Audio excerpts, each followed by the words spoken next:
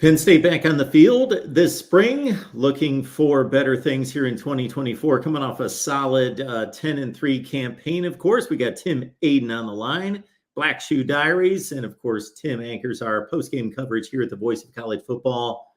Tim, it's been a while. How you doing? Good. Just coming out of my winter and March Madness hibernation to talk a little spring football with you.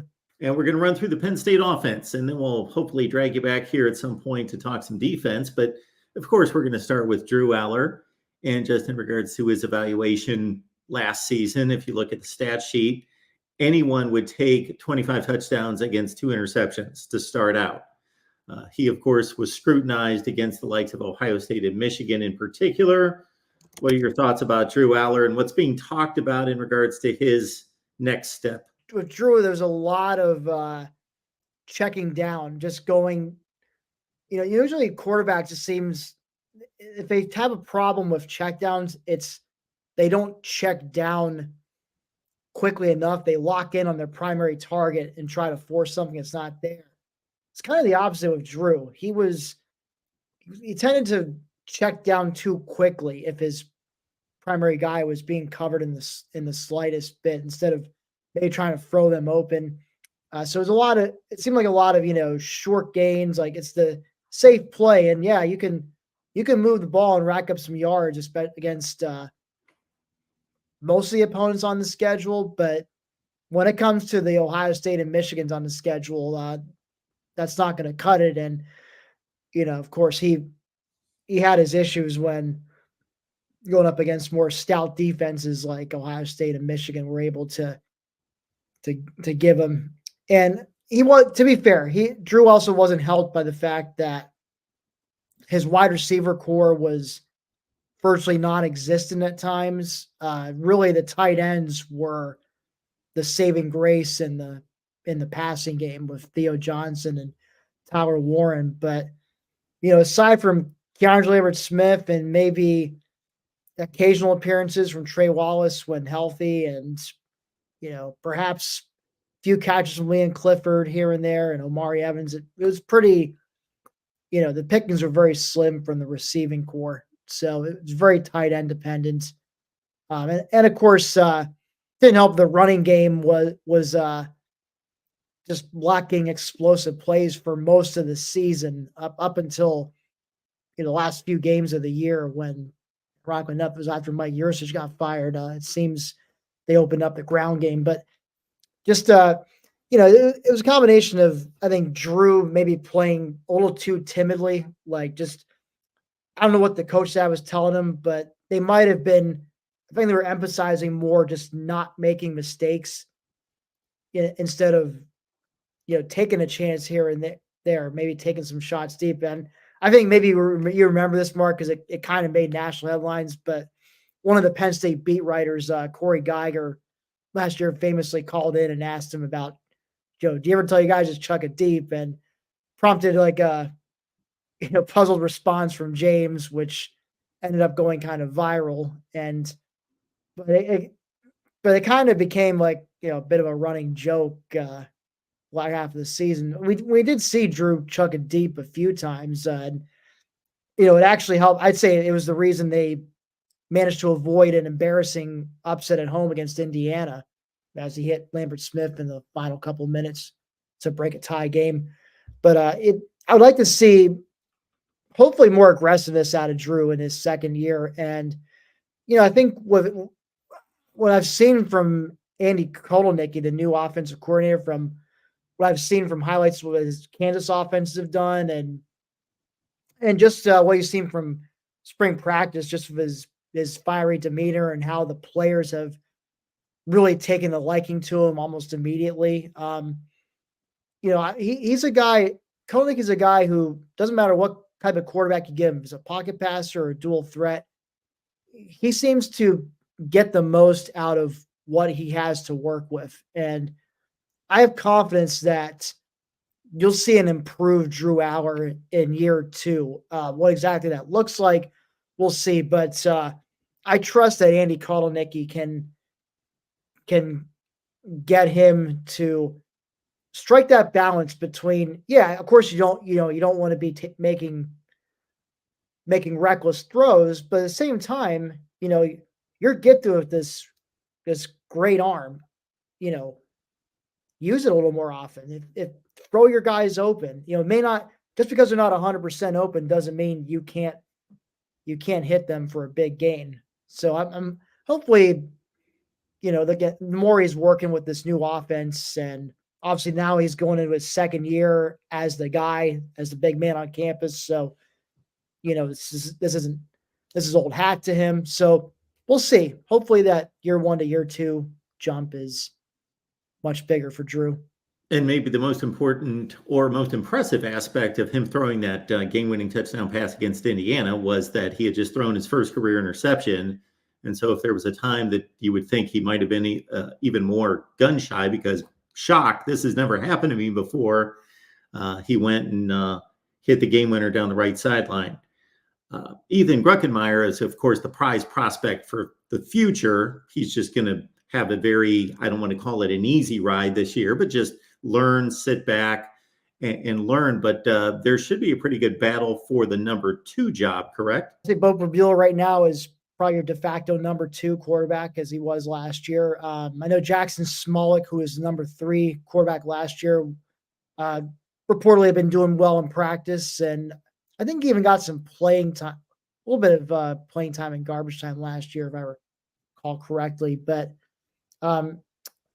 so it'll be interesting to see how that battle goes between those two in spring practice. But I would not sleep on Ethan Grunkmeyer, 4-star kid. I believe he has the same, out of Ohio, he has the same private quarterback coach that Drew Allar had, Brad Mandler. So it's like Brad Mandler to Penn State pipeline being worked there. But, kid's more, from what I gather, he's more the dual threat type compared to Drew, a little more mobile, but also pretty good arm. I'm curious to see if he can maybe work his way up the depth chart during the spring and summer, and perhaps make a push for at number 3 or maybe even that number 2 spot behind Drew. But he's a guy that I'm excited to see him, in the future and see how, once Drew's off to the NFL, if he can, rein in the starting job. Talking Penn State football, we've got Tim Aiden here, of course, from Black Shoe Diaries. You can catch Tim. Patrick Korbler hosted our post game here the last few years for the Penn State Nittany Lions. They're in spring practice. We're running down each position. So we get to the running backs, Tim, and most people around college football that have any knowledge of Penn State, Katron Allen, Nick Singleton. They burst onto the scene as freshmen. Of course, a lot was expected of Singleton. Allen was a bit of a surprise to a lot of people outside of Penn State circles, but they both push 1,000 yards that first season. And then so much was expected last year, and they both had decent seasons, but maybe not the type of explosive years that were expected, especially Nick Singleton at 4.4 yards per carry. So how much of that would you place on them, and how much of that was offensive line related? In Singleton's case, maybe it's just him constantly looking for the home run play instead of just taking what the defense gave him. But I think it's also, I think Mike Yurcich's system maybe just didn't set him up to bust off some huge runs, because the one thing I noticed the last few games in November after Michigan, the Michigan game when Yurcich got fired, I remember the Rutgers and I think especially the Michigan State game, Singleton and Allen burst off some huge gains, like gains that we had not seen them burst off all season long. It was very reminiscent of what they did in 2022. And, I think scheme had a part to do with it. And, and also maybe, of course, Singleton's a guy who try to look for that home run play. And so he almost did break some earlier in the season, but he kept getting tripped up. And so I think it is also, I think, on the blockers, on the O-line, and maybe also on the receivers who, another knock on the receivers last year, besides not doing much in the catch department, was they weren't so good in terms of blocking.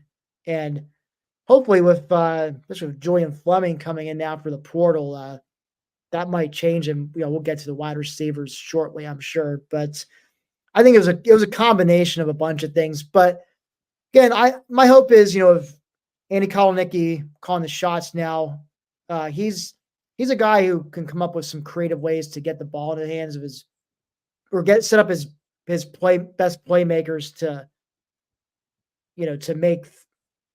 make plays. So I think maybe see a lot more getting the ball in space to Singleton, because that's where he operates best. You just maybe hit him on a nice screen pass or halfback flare. He could, get him in a one-on-one situation. He could maybe juke the guy out and take one to the house or for a huge gain. And Katron, just, he's a guy I'm sure you can find ways to give him a good running lane. So, again, I think the new scheme should help a lot, and hopefully some better blocking from the receivers would help too. Offensive line, obviously we'll get into that shortly as well. They can also do a little better too. So be a collective effort, but I think scheme is going to help here. So is there anyone else that's going to figure into the mix at running back, or they're going to need a third guy for meaningful carries? I would not sleep on Cam Wallace. He's been making some noise lately in practice, established himself as a number 3 running back. But another name to keep an eye on, Quentin Martin, 5-star recruit, true freshman. So he enrolled in January, but former 5-star recruit, top recruit in PA according to 24/7. I think he's also the highest rated recruit in Penn State's 2024 class. He's a guy, I think running back's his position, but he's listed as an athlete. So maybe it's possible he sees some time at receiver, but sounds like he's, the long-term position for him would be running back. But that's another name to keep an eye on, him and especially Cam Wallace for that number 3 running back spot. So since you've pinned down the offensive line a few times about pass protection and about the run game, I guess we can go straight to the offensive line. And of course, one of the best players in college football moves on to the NFL draft. I do see that there's a pickup through the transfer portal, Nolan Rucci from Wisconsin. So where do you see this offensive line going this spring? You mentioned Rucci. His dad's a former Penn State player, Todd Rucci, had a nice NFL career with the Patriots. He originally was at Wisconsin. That's actually where his older brother Hayden was playing. He was recruited as a tight end there. I don't believe Penn State offered his older brother. And frankly, Nolan's a guy who probably, were it not for COVID, I think he would have ended up a Nittany Lion in the first place. So I think ending up spending a lot of time at home with his brother, constantly in his ear about playing with him in Madison together, probably got to him ultimately. But it's good to have him back. He saw some action last year, but was mostly a backup. But he's a guy I would expect to be a part of the rotation, and we'll see if he can establish himself either as a solid backup or maybe even get a starting job at the right tackle position. The left tackle position, you got Drew Shelton, who unfortunately he's not practicing this spring. He's coming back from he had surgery in the off season. So I believe it said he was in a practice report saying like he was in some kind of sling. So he's basically going to be out for the spring practice, and hopefully gets better by summer and is able to practice with the team again. But so in the meantime, you're going to see some of the younger guys. I'd say redshirt freshman Javen Williams and Alex Birchmeyer both were blue chip recruits from the 2023 class. True freshman Cooper Cousins, early enrollee, he's been turning some heads in practice. A guy who I think won't start, but I wouldn't be surprised if he is part of the 2 deep by the fall. he's been that good apparently. As for the center position, since Hunter Norzad has moved on, Nick Dawkins is expected to be manning the middle over there. For you basketball buffs, his dad is former Philadelphia 76er Daryl Dawkins. That's right. Chocolate Thunder. Oh, Chocolate Thunder, that's right. So it's Chocolate Thunder's kid. Rest in peace. And so I expect him to be the center. Sal Wormley should be starting at the right guard spot. JB Nelson should have the other guard spots. And Venga Ioannis should also factor into the rotation at one of the guard spots as well. So there's some bodies to work with, but it might be a little bit short for the spring with Drew Shelton out. And of course, if Nolan Rucci is trying to get himself acclimated to a new program, it'll be interesting to see how that happens. So there's some moving parts. So, but I'm curious to see how it all pans out for spring and especially for the summer, and what kind of who are the starting five going to be when they head to Morgantown in August. Tim and I have color coordinated our Penn State colors, so we are on point tonight.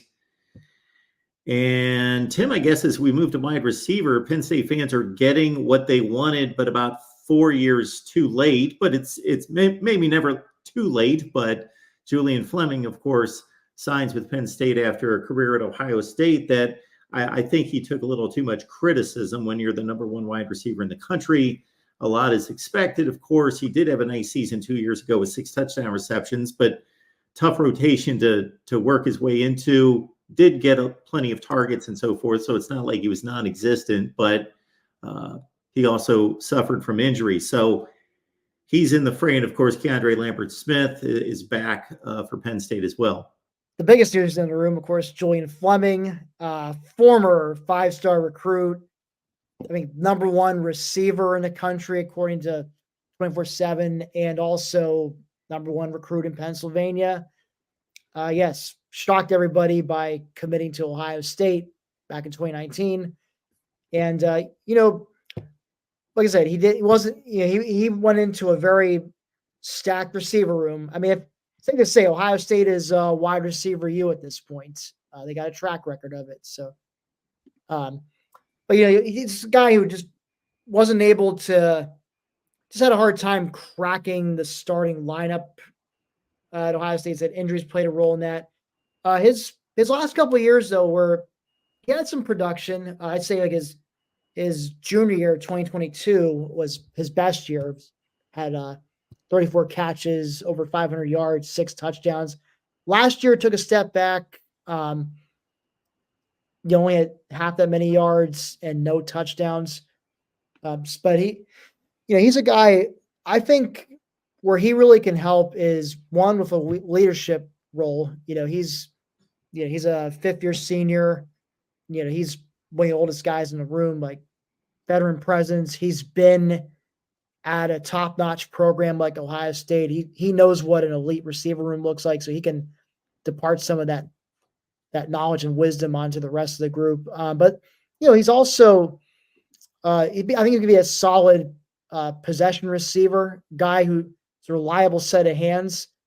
No one's going to mistake him for being a deep threat or a barn burner, but he's a guy. If you're in third and 7, then kind of third and long situation, you need to move the chains. He's a reliable set of hands to throw to. And he's also really been good at his blocking, which is something I alluded to earlier was a problem, I think, which led to the running backs not being as explosive last year as they were in 2022. I think better blocking from the receiving, if Julian Fleming can provide that would be huge for Singleton or Allen or whoever, carries the rock running back. So I think he helps in a lot of ways. And then of course, he's showing the guys up there right on the screen. Keandre Lambert-Smith. Yes, he did. He was the leader amongst the wide receivers, but he definitely had some disappearing acts towards the latter half of the season. So hopefully, his last go around, especially working with having Fleming in the room with him now, maybe that'll, spur some nice competition between the two, get him to step up some more. And, but also, yeah, you look at those, you see Lambert Smith, and then you see Harrison Trey Wallace is next in line, 220. Well, you have Dante Cephas, but he's transferred out. And Harrison Wallace, then you got Liam Clifford, he's had a few catches there, but it's really slim pickings in terms of like production. So my hope is I'm confident Fleming will be good, but Lambert Smith's got to be more consistent. Hopefully Trey Wallace can stay healthy, and maybe he can be a more consistent source of receiving. And maybe Omari Evans, I see it towards the bottom, but he's kind of regarded as he's like the fastest guy in the receiving room, and he's kind of known for being a deep threat if given the chance. And Malik McClain, actually, he early on, I remember he had a nice little touchdown like catch and run against West Virginia to basically ice the game in the fourth quarter, but didn't do a whole lot after that. So hopefully maybe year 2 at Penn State, he's a little more acclimated and can step up. I'm kind of spitballing here at this point, Mark, but this is my way of saying, like, yeah, anybody, please, like, let's step up here and make something happen. And again, my hope is that Andy Kotelnicki's system puts these guys in better positions to get open, to make catches, to make plays. So I cannot write TBD in big enough letters right now, Mark, but that's definitely the biggest question mark on the offense by far. Well, of course, the guys that typically step up as well are at the tight end position, guys like Pat Freiermuth and Mike Kazicki, and it's been a strong room. And so Theo Johnson and Tyler Warren each cost 34 last year. Are they back? So Theo's off to the NFL, but Tyler Warren, thankfully, is coming back for his final year. And so that's huge. He, talented kid, but also just brings that veteran leadership. So I would also expect Khalil Dinkins. You see him; he had his moments. Had a couple touchdown catches. I think he'll be a solid number 2 tight end, and also Andrew Rapplier, very highly regarded blue chip recruit coming in last year. He redshirted, but he's a guy I'd expect to work his way into the rotation as well. And they also got a 5-star Luke Reynolds, true freshman, who's come in as an earlier enrollee. Not sure, how much playing time, if any, he'll get, but he's another name to keep an eye on. But getting Tyler Warren back, I can't emphasize how huge that is for the offense. I mean, especially given how big of an unknown wide receiver is going into this year. Tim Aiden breaking down Penn State football for us, running through the offense. You can catch Tim and the rest of the staff there at Black Shoe Diaries on SB Nation. Tim, we appreciate you stopping by to take us through the Penn State offense. Always, Mark. Thanks for having me.